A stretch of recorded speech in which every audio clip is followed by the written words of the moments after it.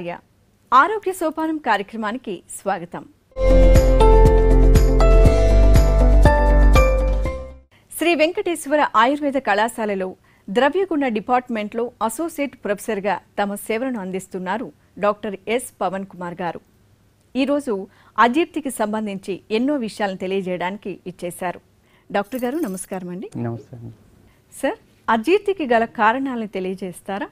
అజీర్ణం అంటే ఇండైజేషన్కి మనకి ఇప్పుడున్న కారణాల్లో మెయిన్గా ఏంటంటే అతిగా భుజించడం, చాలా ఎక్కువగా తినేయటం, కానీ అంటే తెలుసో తెలియకనో లేకపోతే దాని మీద ఆహారం పదార్థాల మీద ఇష్టంతోటో బాగా ఎక్కువగా తినేయటము, లేకపోతే ఈ మధ్య కాలంలో చాలా మటుకు చూస్తున్నాము నీళ్లు ఎక్కువగా తాగాలని చెప్తుంటారు. సో నీళ్లు బాగా తాగినప్పుడు కూడా అజీర్ణం రావడానికి ఛాన్సెస్ ఉంటాయన్నమాట. అలాగే జంక్ ఫుడ్ మనం బయట ఇప్పుడు టైంకి కానీ తినకుండా ఇర్రెగ్యులర్ టైమింగ్స్లో ఏదైతే ఫుడ్ బాగా తీసుకుంటామో దాంట్లో ఉండే ఫ్యాట్ కాంటెంట్ కానీ చాలా ఎక్కువగా ఉండే పదార్థాలు ఎక్కువగా తీసుకోవడము, ఆ ఉన్న పదార్థాలని కూడా చాలా ఎక్కువగా క్వాంటిటీలో తీసుకోవడము, బేకరీ ఐటమ్స్ కానీ బేకరీ ఫుడ్ కానీ బేక్డ్ ఫుడ్ కూడా, అంటే ఇవన్నిట్లో ఏంటంటే ఎక్కువగా ఈ కొవ్వు పదార్థాలు బాగా యాడ్ చేస్తూ ఉంటారు కాబట్టి అలాంటివి తీసుకున్నప్పుడు మనకి అజీర్ణం రావడానికి చాలా ఛాన్సెస్ ఉంటాయన్నమాట. అది ఏంటంటే నార్మల్ బయాలజికల్ ప్రాసెస్ మనం ఏదైతే బాడీలో జరుగుతుందో అది జరగకుండా మనకి టైంకి హార్మోన్స్ కానీ ఎంజైమ్స్ కానీ కరెక్ట్గా రిలీజ్ అవ్వకపోవడంతో మనకి ఫుడ్ అనేది ప్రాపర్గా డైజెషన్ అవ్వదు అనమాట. అదే కాకుండా తిన్న వెంటనే మళ్ళీ తినడము, ఫుల్గా డైజెస్ట్ అవ్వకముందే మళ్ళీ భుజించటము, లేకపోతే కడుపులో అంటే ఇంకా మనకి జీర్ణం అయింది అని అనిపించకముందే భుజించటము, ఇలాంటి కారణాల వల్ల కూడా చాలా ఎక్కువగా అవుతుంది.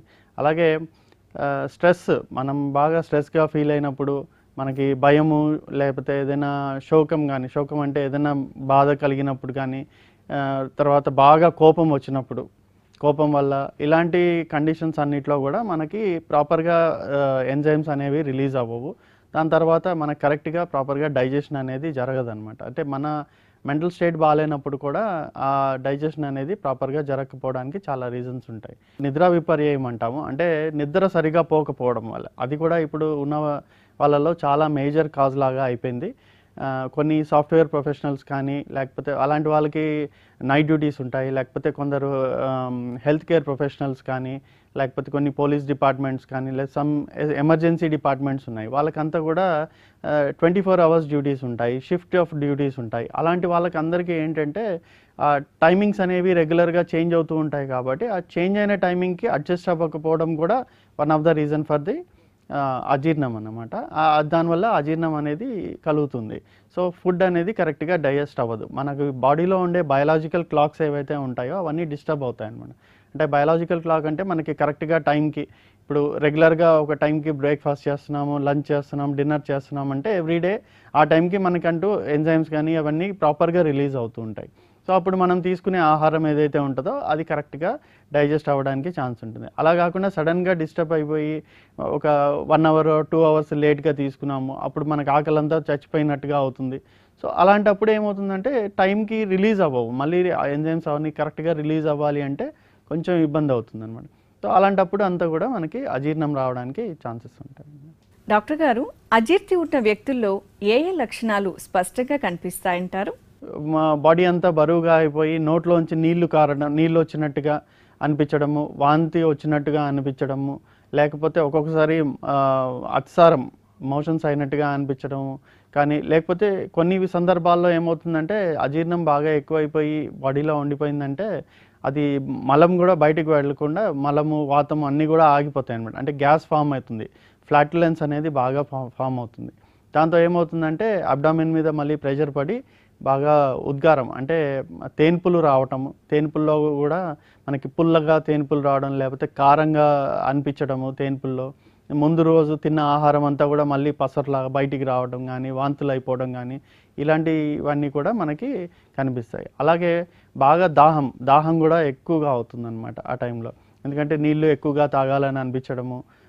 అట్లా తర్వాత ఇంకా కొంతమందికి ఏమవుతుందంటే మరీ ఇది కానీ ఎక్కువగా ఉన్నప్పుడు తలలో నొప్పి రావటము, కొంచెం కళ్ళు తిరిగినట్టుగా అనిపించడము, శరీరం అంతా కూడా అంటే ఎనర్జీ లేనట్టుగా అనిపించడము, ఇలాంటివన్నీ కూడా మనకు అజీర్ణంలో కలుగుతాయి.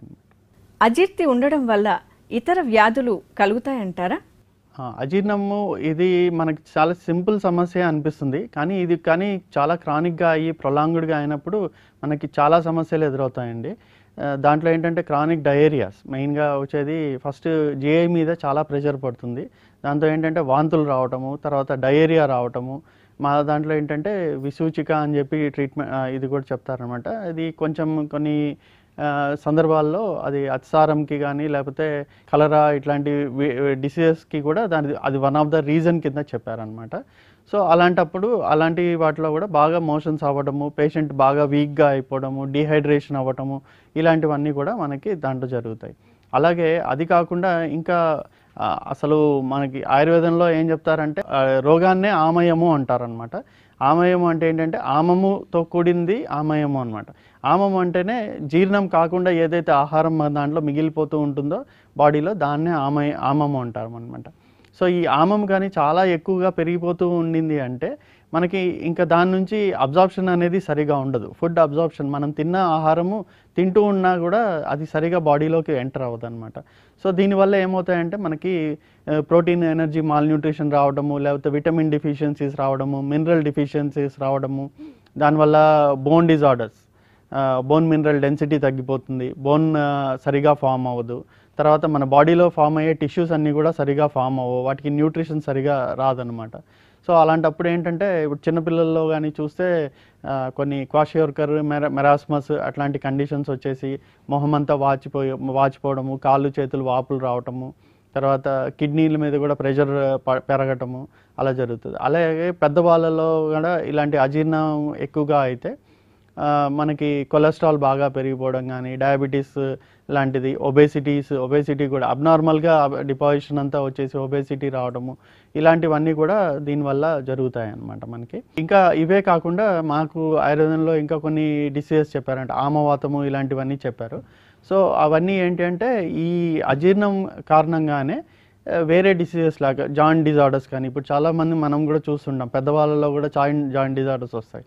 అది సెనైల్ చేంజెస్ అంటాం, అంటే వృద్ధాప్యం వల్ల వచ్చే రోగాలన్నమాట. అలా కాకుండా చిన్నపిల్లల్లో కూడా ఒక్కోసారి జాయింట్ డిజార్డర్స్ రావటము, వాళ్ళు నడవలేకుండా ఉండటం, ఇట్లాంటి రుమటాయిడ్ ఆర్థరైటిస్ లాంటి కండిషన్స్ కొన్ని కూడా ఈ అజీర్ణం వల్లనే కలుగుతాయి అన్నమాట. సో, అక్కడ అజీర్ణం తగ్గితే ఆటోమేటిక్గా వాళ్ళకి అవన్నీ తగ్గిపోయే ఛాన్సెస్ ఉంటాయి. అలాగే ఇమ్యూనిటీ బాగా దెబ్బతింటుంది వాళ్ళల్లో. సరిగా ఈ టిష్యూస్ అన్నీ సరిగా ఫామ్ అవ్వకపోవడము, ఇమ్యూన్ సెల్స్ అన్నీ ఫామ్ అవ్వకపోవడం, దీనివల్ల ఏమవుతుందంటే మనకి ఇమ్యూనాలజికల్ డిజార్డర్స్ చాలా రావడానికి ఛాన్సెస్ ఉంటాయి. దాంట్లో కాఫ్ కానీ, కోల్డ్ కానీ, లేకపోతే లంగ్ ఇన్ఫెక్షన్స్ కానీ, లేకపోతే ఈవెన్ వాళ్ళకి ఇమ్యూనిటీ తగ్గిపోవడం వల్ల ఫ్రీక్వెంట్ ఇన్ఫెక్షన్స్ అనేవి కూడా వెరీ కామన్ అన్నమాట. సో, ఇలాంటివన్నీ కూడా మనకి అజీర్ణం వల్లనే జరుగుతూ ఉంటాయి. సార్, గుండెలో నొప్పి, గుండెలో మంట ఏ విధంగా తెలుసుకోవచ్చు అంటారు? ఇది చాలా మటుకు మనకి ఏంటంటే అజీర్ణము చేసినప్పుడు ఇంకొక కామనెస్ట్ ఇది కూడా ఏంటి అంటే ఈ అన్డైజెస్టెడ్ ఫుడ్ అంతా బాడీలో ఉండిపోవడం వల్ల కొంచెం షూలా అంటాం. షూలా అంటే ఏంటంటే ప్రిక్కింగ్ టైప్ ఆఫ్ పెయిన్ అనేది బాగా వస్తుంది మనకి బాడీలో, రెగ్యులర్గా ప్రిక్కింగ్ టైప్ ఆఫ్ పెయిన్ వస్తుంది. తర్వాత అల్సర్స్ లాంటివి కూడా ఫామ్ అవ్వడానికి ఛాన్సెస్ ఉంటాయి అనమాట. పెప్టిక్ అల్సర్స్ కానీ, లేకపోతే అల్సరేటివ్ కోలైటిస్ లాంటి కండిషన్స్ కూడా చాలా క్రానిక్గా అయినప్పుడు డెవలప్ అవ్వడానికి ఛాన్స్ ఉంది. ఈ అల్సరేటివ్ కండిషన్స్ వచ్చినప్పుడు ఏమవుతుందంటే స్ట్రిక్చర్ లాగా ఫామ్ అవుతుంది, లోపల విసరల్ ఆర్గన్స్ అన్నిటికీ కూడా స్ట్రిక్చర్ లాగా ఫామ్ అవుతుంది. అంటే కొంచెం మూసుకుపోయినట్టు గట్టిగా హార్డ్ అయిపోతుంది అనమాట. అదంతా that is all the protective mechanism of the body. But still అది బాగా ఇరిటేట్ చేసి మనకి రెఫరల్ పెయిన్స్ లాగా కూడా గుండెలో నొప్పి రావటము, తర్వాత బాగా కాన్స్టిపేషన్ జనరేట్ అయ్యి కాన్స్టిపేషన్ వల్ల కూడా గుండె మీద ప్రెషర్ పడి గుండె నొప్పిలాగా రావడము, ఇలాంటివన్నీ కూడా పాల్పిటేషన్స్ కూడా వస్తాయి అన్నమాట కొందరికి, అంటే గుండె దడబుట్టినట్టు కూడా అనిపిస్తుంది. సో, ఇవన్నీ కూడా మనకి అజీర్ణం వల్ల కలుగుతాయి. కాకపోతే ఇవి ఒక్కొక్కసారి చూస్తే ఏమవుతుందంటే మనకి నిజంగా గుండె నొప్పి వచ్చి, లేకపోతే మయోకార్డియల్ ఇస్కిమియా ఏమైనా డెవలప్ అయిందా అలా అన్నీ మనకి కొన్ని ఉంటాయి. జనరల్గా ఇవి ఏంటంటే మనం ప్రయర్ హిస్టరీ తీసుకుంటాం అన్నమాట. పేషెంట్ది ప్రయర్ హిస్టరీ తీసుకుని వాళ్ళకి ఏమైనా అంటే ఇంతకుముందు ఏమైనా గుండె జబ్బులు ఉన్నాయా, లేకపోతే హైపర్ టెన్షన్ ఏమైనా ఉందా, డయాబెటీస్ ఉందా, ఇలాంటి కొన్ని ప్రీడిస్పోజింగ్ ఫ్యాక్టర్స్ కూడా ఉంటాయి. అలాంటివన్నీ కూడా ఒకసారి చెక్ చేసుకోవాలి. అలాగే సిమ్టమ్ వైజ్గా తీసుకున్నప్పుడు గుండె నొప్పితో పాటు గుండె నొప్పి వచ్చినప్పుడు జనరల్గా ఇది లెఫ్ట్ హ్యాండ్కి ఎక్స్టెండ్ అవ్వడము, చెమటలు బాగా రావడం, చాలా అంటే బాగా విపరీతంగా చెమటలు వచ్చేస్తాయి అన్నమాట. సో అలా చెమటలు రావడం ఇలాంటివన్నీ కూడా చాలా ఫ్రీక్వెంట్గా జరుగుతూ ఉంటుంది. అదే మనకి అజీర్ణం వల్ల జరిగిన దాంట్లో పెయిన్ వచ్చినా కూడా ఈ స్వెట్టింగ్ అనేది చాలా తక్కువగా ఉంటుంది. రెండోది ఏంటంటే బాగా దాహం ఒకటి చాలా ఎక్కువగా ఉంటుందన్నమాట. కొన్ని యాంటాసిడ్స్ లాంటివి ఏమైనా వేసుకున్నప్పుడు ఇమీడియట్గా కొంచెం తగ్గిపోవడం ఇది జరుగుతుంది. సో ఏది ఏమైనా కూడా ప్రీడిస్పోజింగ్ ఫ్యాక్టర్స్ ఏమైనా ఉన్న వాళ్ళు మాత్రం అలా కొంచెం ఏమైనా నొప్పి వచ్చినా కూడా ఎంబటే పక్కనే దగ్గర ఉండే హాస్పిటల్ ఏదైనా మంచి సర్వీసెస్ ఉండే హాస్పిటల్కి వెళ్ళి చెకప్ చేయించుకోవడం ఒకందుకు శ్రేయస్కరంగా ఉంటుందన్నమాట. డాక్టర్ గారు, తిన్న వెంటనే ఐస్ క్రీమ్స్, ఫ్రూట్స్ ఇలా తీసుకుంటూ ఉంటారు, డెజర్ట్స్ ఇవన్నీ. మరి ఇవి ఎంతవరకు మంచివంటారు?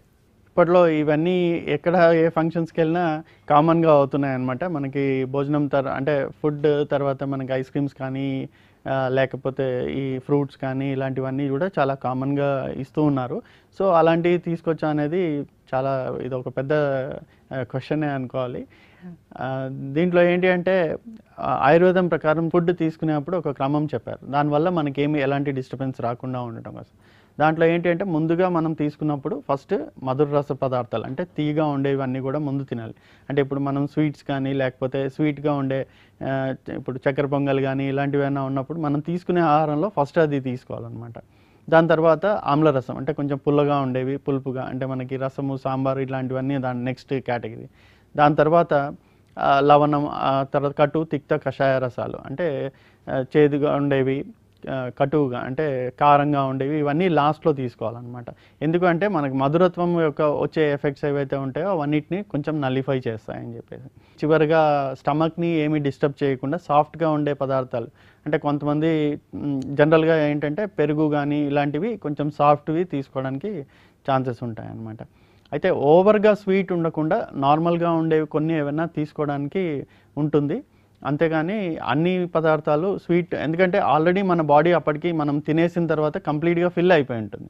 సో అప్పుడు మధుర రస పదార్థాలు తీసుకుంటే అవి హెవీ క్యాలరీ ఫుడ్ లాగా అవుతుంది. మళ్ళీ అవి అజీర్ణాన్ని కలిగించడానికి ఛాన్సెస్ ఎక్కువగా ఉంటాయండి. ఫ్రూట్స్లో కూడా అన్ని రకాల ఫ్రూట్స్ తీసుకోలేమండి. కొన్ని బాగా ఆమ్లరసంగా పుల్లగా ఉండేవి అలాంటివి తీసుకోవడం వల్ల ఏమవుతుందంటే విదాహి అంటాము, కడుపులో మంట రావడం అనేది చాలా ఎక్కువ గమనిస్తుంటాం మనం. సో ఇలాంటివి ఏంటంటే ఇలాంటివి అవాయిడ్ చేయడము ఒక అందుకు బెటర్. ఇంకా ఐస్ క్రీమ్స్ ఇలాంటివి అయితే మాత్రం ఖచ్చితంగా అవి హెవీ క్యాలరీ అనే చెప్పాలి. దాంట్లో ఉండే క్రీమ్ కానీ అది కానీ బాగా ఫ్యాట్ కాంటెంట్ అవి ఎక్కువగానే ఉంటుంది కాబట్టి వీలైనంత వరకు అవి అవాయిడ్ చేయడం బెటర్ అండి. ఆయుర్వేదం ప్రకారం అయితే అసలు అది నిషిద్ధం అన్నమాట. ఎందుకంటే బాగా చల్లగా ఉండే పదార్థాలు చివరిలో తీసుకోవడం వల్ల మనకి మన ఈ ఎంజైమాటిక్ ప్రాసెస్ అంతా కూడా మన దాంట్లో అగ్ని అంటాం అనమాట ఆయుర్వేదంలో. ఈ అగ్ని అనేది బాగా తగ్గిపోతుంది అనమాట. ఒకసారిగా తగ్గిపోవడం వల్ల ఏంటంటే అక్కడ ఫుడ్ ఏదైతే డైజెస్ట్ అవ్వాలో అది అవ్వకుండా అయిపోతుంది మళ్ళీ. అందుకనే కావాలంటే కాసేపు ఒక హాఫ్ అన్ అవర్ 40 minutes అట్లా గ్యాప్ ఇచ్చి తర్వాత తీసుకోవడం అనేది ఒక అందుకు మంచి పద్ధతి. డాక్టర్ గారు, భోంచేసిన వెంటనే నడవడం ఎంతవరకు మంచిదంటారు? అసలు నడవచ్చా? ఎంతసేపు నడవాల్సి ఉంటుందో తెలియజేయండి. ఈ మధ్యకాలంలో కూడా ఈ భోజనం చేసిన తర్వాత నడవడం అనేది ఈవెన్ డయాబెటీస్లో కూడా చాలా ఇండికేట్ చేస్తున్నారు. అంటే నడిస్తే దానివల్ల కొంచెం మనకి సర్క్యులేషన్లో డిఫరెన్సెస్ వచ్చేసి అబ్జార్ప్షన్లో కూడా కొంచెం డిఫరెన్స్ వస్తుంది. ఆ షుగర్ లెవెల్స్ కూడా సడన్గా హైప్ అవ్వకుండా ఉంటాయి. ఇవన్నీ కూడా చాలా చెప్తున్నారు. బట్ ఆయుర్వేదం ప్రకారం ఏంటి అంటే తిన్న వెంటనే ఎక్కువ దూరం నడవటం అనేది నిషిద్ధం అండి. దానివల్ల ఏంటంటే మోకాలు నొప్పులు, తర్వాత కొన్ని కండిషన్స్ లైక్ వాతరక్తం అంటాము, అంటే గౌటీ ఆర్థరైటిస్ కానీ లేకపోతే ఇంకా కొన్ని కండిషన్స్ ఇట్లాంటివి బాగా ఎక్కువ డెవలప్ అవ్వడానికి ఛాన్సెస్ ఉన్నాయన్నమాట. అందుకే ఆయుర్వేదం ప్రకారం ఏం చెప్తారంటే ఒక 100 అడుగులు తిన్న వెంటనే ఖచ్చితంగా ఒక 100 అడుగులు నడవాలి. నడిచిన తర్వాత మనం వీలైనంత వరకు కొంచెం రెస్ట్ తీసుకోవాలన్నమాట. అయితే కూర్చోవడమో లేకపోతే పడుకున్న ఎడం వైపు తిరిగి పడుకొని ఒక 10 నిమిషాలు అలా పడుకొని లేవచ్చండి, అంతే. ఎక్కువసేపు కూడా మధ్యాహ్నం పడుకోవడం అనేది నిషిద్ధం. భోజనం చేసిన వెంటనే పడుకోవడం అనేది ఎక్కువగా నిషిద్ధం. కొంచెం చిన్న న్యాప్ ఇవ్వడం అనేది అయితే ఒక స్ట్రెస్ ఫ్రీగా ఉంటుందనేసి చాలా రీసెర్చెస్లో తెలిసింది. డాక్టర్ గారు, అజీతికి సంబంధించి ఎస్వి ఆయుర్వేదిక్ కళాశాలలో ఎటువంటి చికిత్స విధానం అమల్లో ఉందంటారు? మనకి అజీర్ణం అంటేనే మనం తెలుసుకున్నాం కాబట్టి ఏంటంటే ఆల్రెడీ ఫుడ్ అంతా కూడా డైజెస్ట్ అవ్వకుండా చాలా ఉండిపోతుంది. కాబట్టి ఏంటంటే దీంట్లో ఏ మందు ఇచ్చినా అది కూడా అజీర్ణం కిందకి మారిపోతుంది అనమాట. అది మెయిన్ దీంట్లో ఉండే ప్రాబ్లం. అందుకని ఏం చేస్తామంటే దీనికి ఫస్ట్ అందరికీ చెప్పేది ఏంటంటే లంఘనం. మా దగ్గర చేసేది ఏంటి అంటే లంఘనం అనమాట. లంఘనం అంటే ఉపవాసం ఉండడం, మనం లేకపోతే ఒక పూట భోజనం అనేది స్కిప్ చేయడం అనమాట. అంటే ఇది అక్యూట్గా కానీ అజీర్ణం ఫామ్ అయినప్పుడు, అక్యూట్ అంటే ఇమీడియట్ వన్స్ ఆర్ ట్వైస్ ఎప్పుడో అయినప్పుడు మాత్రం జరిగితే ఇలా చేయొచ్చు అనమాట. ఏంటంటే లంఘనం చేసి, అంటే ఉపవాసం ఉండడము, ఒక పూట భోజనం స్కిప్ చేయడము, జీర్ణం అయిన తర్వాత మళ్ళీ నెక్స్ట్ భోజనం అనేది చేసుకోవడం, అది simple way and simple technique అండి వీటికి ఫస్ట్. కాకపోతే ఏంటంటే ఇది చిన్నపిల్లల్లో, తర్వాత వృద్ధుల్లో, గర్భిణీ స్త్రీలు ఉంటారు, లేకపోతే ఇప్పుడు డయాబెటీస్ వాళ్ళు ఉంటారు, ఇలాంటి వాళ్ళకి మనం అలాంటి సజెస్ట్ చేయలేము. ఎందుకంటే వాళ్ళకి ఆ రిక్వైర్మెంట్ ఉంటుంది కాబట్టి, అది ఉన్నా కూడా మనం సజెస్ట్ చేయలేము ఒక్కొక్కసారి. సో అలాంటి వాళ్ళకి ఏం చేస్తామంటే లఘు ఆహారం అంటాం అనమాట. అంటే చాలా లైట్గా ఉండే ఫుడ్ ఇవ్వడం అనమాట. సో దీనికి బెస్ట్ వేస్ ఏంటి అంటే సూప్ లాంటిది ఏదైనా చేసి ఇవ్వడం అనమాట. లైట్గా తక్కువగా కాంటెంట్ ఉండి వాటర్ ఎక్కువగా ఉండేసి, దాంట్లో మళ్ళీ ఆ సూప్లో కూడా మా మా ఆయుర్వేదంలో చెప్పే దీపన పాచన ఔషధాలు అని అంటారనమాట.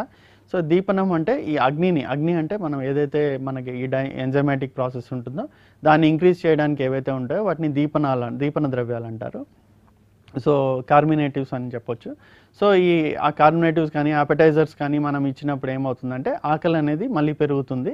అక్కడ ఏమైనా అజీర్ణానికి కాజెస్ ఏమైనా ఉన్నా కూడా అవి తీసేయడానికి ఛాన్సెస్ ఎక్కువగా ఉంటాయి అన్నమాట. సో ఇట్లాంటి వాటిలో మనకి మామూలుగా ఇంట్లో దొరికేవి, రెగ్యులర్గా బాగా ఈజీగా యూజ్ చేసుకోగలిగేవి ఏంటంటే శుంఠి పొడి కానీ, లేకపోతే మిరియాల పొడి కానీ, ఇలాంటివన్నీ కూడా కొంచెము మనం పైన, లేకపోతే జీలకర్ర కానీ, ధనియాల పొడి కానీ, ఇవన్నీ మనం వేసుకుంటాం. అంటే దాంట్లో సూప్లో కొంచెం యాడ్ చేసుకుని దాన్ని తాగించాలన్నమాట. సో సూప్ అంటే ఆ రోజుకి భోజనం పెట్టకుండా మనం సూప్ లాగా అట్లా లిక్విడ్ ఫామ్లో ఏదైనా ఉండేవి ఇచ్చామంటే త్వరగా అవి ఆకలిని పెంచేసి అజీర్ణాన్ని తగ్గించడానికి ఛాన్స్ ఉంటుందన్నమాట. అలాగే దీంట్లో వచ్చే మనకి ఏదైతే పెయిన్ ఏదైతే ఉంటుందో, అజీర్ణం వల్ల కలిగేది బాడీలో ఏదైతే పెయిన్ అట్లా వస్తుందో అవన్నీ కూడా అది కొంచెం రిలీవ్ చేసేసి మనకు కొంచెం ఫ్రీనెస్ వస్తుంది. తర్వాత గ్యాస్ అదంతా కూడా వెళ్ళిపోతుంది. మలబద్ధకము అట్లా ఏమైనా ఫామ్ అయినా కూడా అది తీసేయడానికి ఛాన్స్ ఎక్కువగా ఉంటుందన్నమాట. అలా కాకుండా ఇప్పుడు పెద్దవాళ్ళల్లో చాలా క్రానిక్గా ఉండేసి డిసీజ్ వైపు వెళ్ళిపోయినప్పుడు మాకు ఇంకా దాంట్లో వేరే, అంటే లంఘనంలోనే డిఫరెంట్ ప్రాసెస్ ఉంటుందన్నమాట. మళ్ళీ లంఘన పాచనము అంటారు, దోషావసేచనము అని చెప్పి అంటారనమాట. సో ఈ లంఘన పాచనాలలో ఏంటంటే అవి కూడా లఘుత్వాన్ని కలిగించడానికే ఉంటాయి బాడీలో, బట్ మెడిసిన్కి రిలేటెడ్ అంటే మెడిసిన్తో పాటు అవి ఇస్తామన్నమాట. లంఘన పాచనాలు అనేసి మెడిసిన్స్ ఇస్తాం. మాకు ఆయుర్వేదం ప్రకారం ఏంటంటే ప్రతి డిసీజ్ ఏదైతే ఉంటుందో అది ఒక 3 దోషాల వల్ల వస్తుంది అనేసి, వాతము, పిత్తము, కఫం అని చెప్పి. సో ఈ దోషాలలో ఎప్పుడైతే వేరియేషన్ వస్తుందో అప్పుడు మాకు ఈ రోగాలు అనేవి బాగా కలుగుతాయి అనేసి ఒక ఇదనమాట. సో దీనికి ఏం చేస్తామంటే ఏ దోషం ప్రకోపించిందో దాన్ని చెక్ చేసి ఆ దోషాన్ని తగ్గించే ఔషధాలని ప్రయోగించేసి దానివల్ల కూడా ఈ అజీర్తిని అనేది తగ్గించడానికి ఛాన్సెస్ ఎక్కువగా ఉంటాయి మాకు. సో అలా కాకుండా ఇంకా చాలా డిసీజెస్, మనము ఇందాక చూసినట్టుగా వేరియస్ డిసీజెస్ కూడా చెప్పుకున్నాము అజీర్ణం వల్ల. సో అలా డిసీజెస్ వచ్చినప్పుడు డిసీజ్కి తగ్గట్టుగా ట్రీట్మెంట్ ఇవ్వచ్చు. అలాగే పంచకర్మ ట్రీట్మెంట్ ఒకటి మాకు చాలా ఉంటుంది. సో దీంట్లో ఏంటంటే బాగా ఇప్పుడు కఫం బాగా వృద్ధి చెందింది, అప్పుడు వమనం చేయించేస్తాం. వమన కర్మ అంటాం అన్నమాట. దాంట్లో ఏంటంటే ఔషధం ఇచ్చేసి వమనాన్ని ఇండ్యూస్ చేసి దోషాలన్నింటినీ బయటికి పంపించడము, అజీర్ణంగా ఉన్న ఆహారం కానీ, అజీర్ణంగా ఉండే పదార్థాలు ఏవైతే ఉన్నాయో అవన్నీ బయటికి పంపించేయడం. అంటే నియరెస్ట్ రూట్ని చూసుకొని అనమాట, అక్కడ ఎక్కడ నుంచి అజీర్ణం జరుగుతుందో అది అసెస్ చేసుకొని దాన్ని బట్టి ట్రీట్మెంట్స్ ఉంటాయి. సో వమనం చేయించడం కానీ, లేకపోతే విరేచనానికి ద్రవ్యాలు, బలబద్ధకము అలాంటివి బాగా ఉండి దానివల్ల అజీర్ణం కలుగుతుంది, అప్పుడు విరేచనం చేయించేస్తాం. సో విరేచన కర్మ కానీ ఇలా చేయించడం. తర్వాత దీపన పాచన ఔషధాలని బాగా కషాయాలు అవి ఇవ్వటము. తర్వాత గోరువెచ్చని నీళ్ళు తాగించడము. అంటే ఇవన్నీ కూడా మనకి అంటే కొంచెం సింపుల్గా ఈజీగా జీర్ణాన్ని కలిగించే పదార్థాలు అన్నమాట. సో ఇవన్నీ చేసినప్పుడు అజీర్ణం అనేది తగ్గుతుంది. దానికి సంబంధించిన వ్యాధులు కూడా తగ్గి మనకి లైట్నెస్ ఆఫ్ ద బాడీ వచ్చేస్తుంది అనమాట దాంతో. డాక్టర్ గారు, మీ విలువైన సమయాన్ని మాతో వెచ్చించి అజీర్తికి సంబంధించి ఎన్నో విషయాలని మా శ్రీ వెంకటేశ్వర భక్తి ఛానల్ ప్రేక్షకులకు సవివరంగా తెలియజేశారు. వారందరి తరఫున మీకు ప్రత్యేక కృతజ్ఞతల్ని తెలియజేస్తున్నాం. ఓం నమో వెంకటేశాయ.